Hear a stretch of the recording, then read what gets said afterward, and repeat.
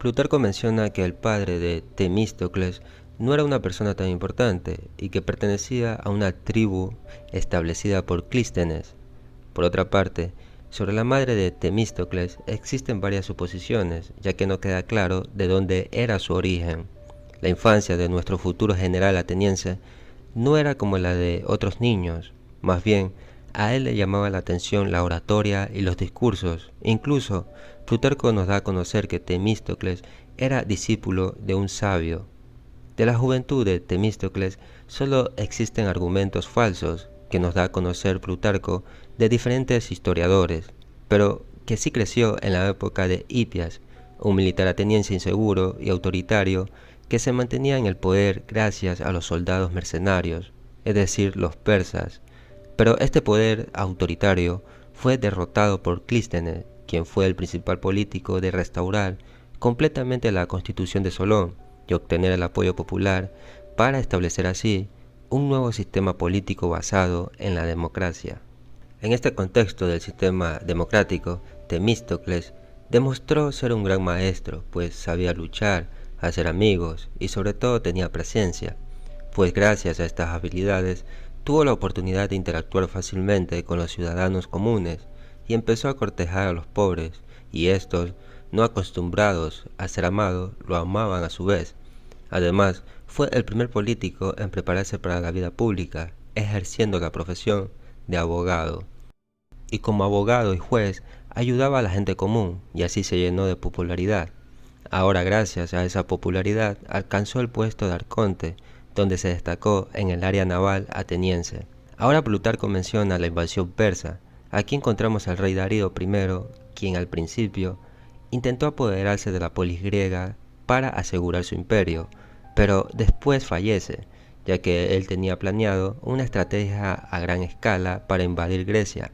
Lamentablemente para Temístocles, Milcíades fue el protagonista de esta batalla llamada Maratón, ya que él tenía la experiencia de la lucha contra los persas, pero también fallece por una herida que había sufrido en la expedición a Paros, y es aquí donde Temístocles aprovecha la oportunidad para llenar el vacío dejado por la muerte de Milcíades, y en esa década se convirtió en el político más influyente de Atenas. Sin embargo, el apoyo de la nobleza comenzó a unirse en torno al hombre que se convertiría en el gran rival de Temístocles, llamado Arístides, pues su enemistad comenzó en la adolescencia, ya que ambos estaban enamorados de un bello joven. Desde entonces, siguieron toda la vida enfrentados también en el terreno público.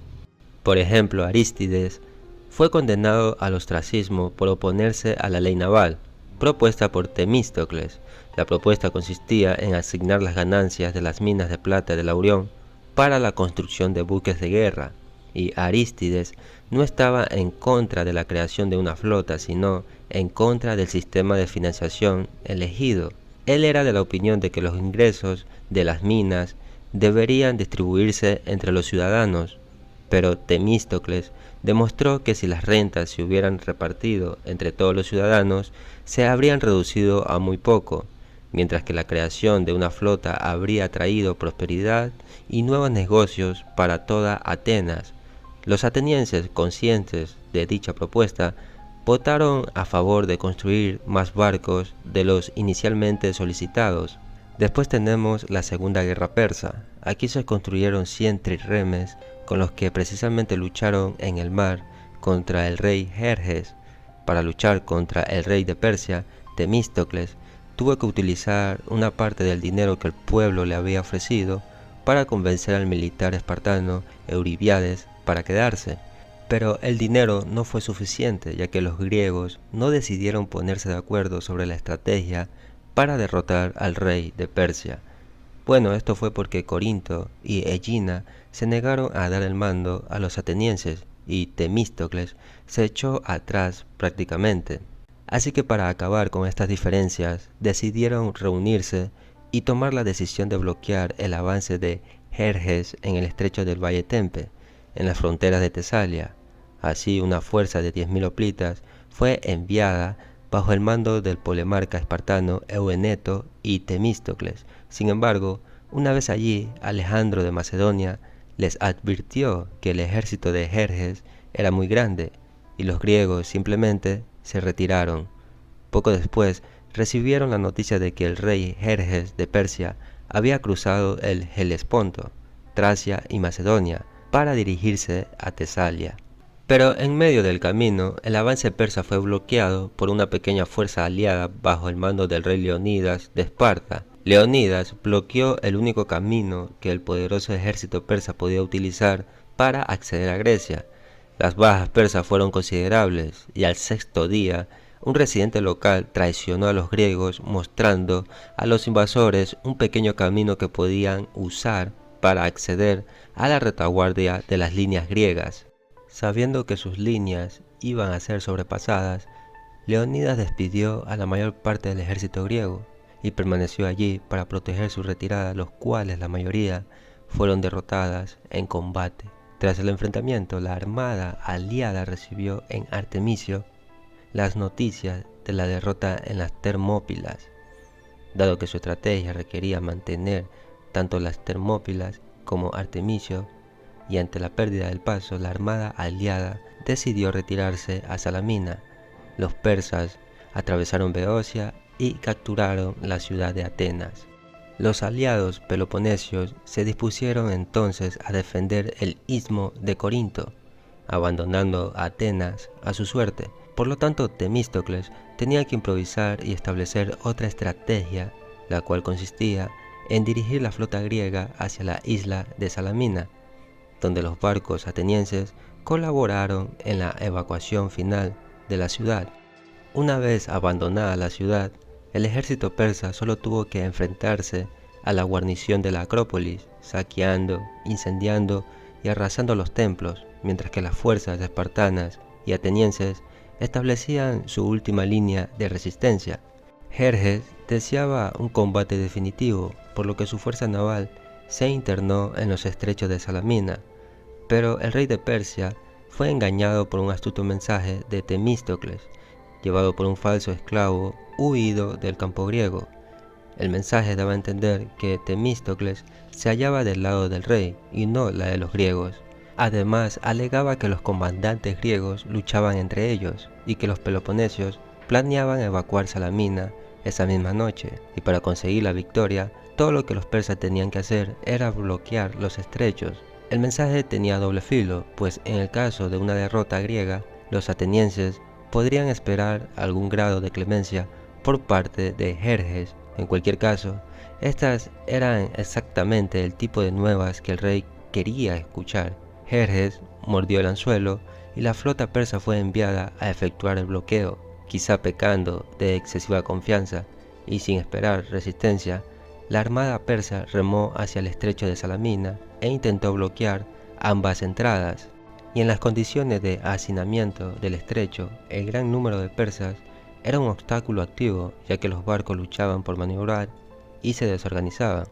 Aprovechando la oportunidad, la flota griega se formó en línea y obtuvo una victoria decisiva. Después de la victoria, los griegos entran en una especie de disputa por obtener crédito por las batallas ganadas. Al año siguiente, el resto del ejército persa fue derrotado decisivamente en la batalla de Platea y en la batalla de Mícala. Los persas no hicieron más intentos de conquistar a los griegos. Después de recibir honores y fortificar las murallas de Atenas, Plutarco nos da a conocer que Temístocles había comenzado a acumular enemigos y se había hecho arrogante, del mismo modo que sus ciudadanos se mostraban más celosos de su prestigio y poder. Por ejemplo, el poeta lírico Timocreonte de Rodas ataca al general ateniense con bastante acritud, en un canto donde afirma que facilitó el regreso de otros exiliados por sus riquezas, y a él, que era su huésped y amigo, lo abandonó por dinero. Por otra parte, los espartanos trabajaron activamente en su contra, que incluso los lacedemonios intentaron implicar a Temístocles en un complot. El ateniense, no obstante, fue absuelto de los cargos, y así en la misma Atenas perdió adeptos y fue condenado al ostracismo. Este hecho por sí mismo no implica que Temístocles hubiera hecho algo incorrecto. El ostracismo, en palabras de Plutarco, no era un castigo sino un modo de pacificar y aliviar los celos, que buscan la humildad de los eminentes para que purguen su malicia durante este periodo. Tras varios años exiliado y viajando a diferentes lugares y siendo perseguido, decide presentarse ante el rey Artajerjes. Esto fue porque un amigo de Temístocles conocía al nuevo rey de Persia. El encuentro tuvo lugar en un carro cubierto donde el gobernante guardaba a sus concubinas. Artajerjes decide darle una oportunidad y Temístocles se vuelve como consejero del rey, aprendiendo el idioma y las costumbres de los persas, y en uno de esos viajes la esposa y los hijos de Temístocles fueron exiliados de Atenas por un amigo y se unieron a él en el exilio. Sus amigos también lograron enviarle muchas de sus pertenencias. Gracias a la oportunidad que le brindó Artajerjes, Temístocles gozó de muchos honores, que incluso fue gobernador del distrito de Magnesia, sobre el río de Meandro, en Asia Menor, y se le fue asignada la recaudación de 3 ciudades. Un persa llamado Epixies le quería tender una emboscada en una aldea llamada Leontocéfalo, pero Temístocles evitó descansar en ese lugar, gracias a la advertencia que le comunicó la madre de los dioses en su sueño.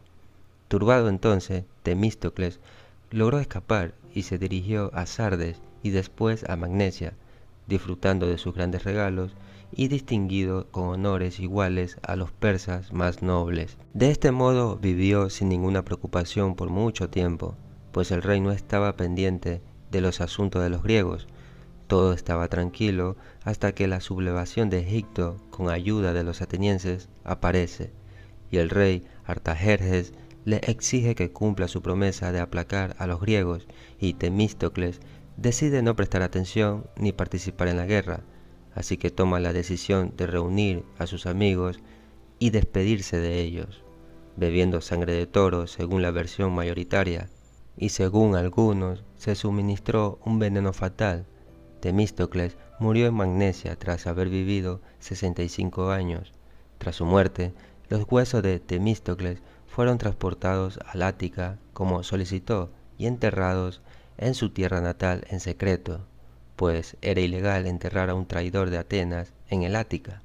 Los magnesios construyeron una tumba espléndida en su plaza del mercado para Temístocles,